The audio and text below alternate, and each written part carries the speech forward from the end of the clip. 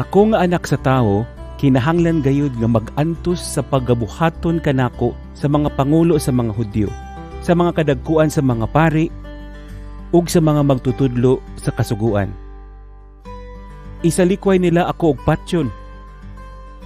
Apan sa ikatulo ka adlaw, mabanhaw ako.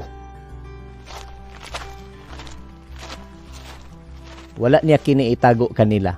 Pagkadungog niini ni Pedro, gidala niya si Jesus sa unahan ug iyang gibadlo nga dili magsulti og ingon niadto. Apan miliso si Jesus, mitan-aw sa iyang mga sumusunod, Palayo ka nako, Satanas, kay ang imong huna-huna dili iya sa Dios, kun dili iya sa tao.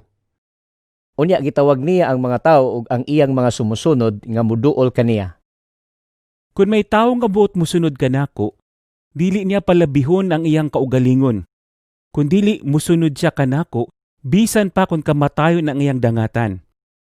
Kay si bisan kinsa nga nagatinguha sa pagluwas sa iyang kinabuhi, mawad-an hinuon niini.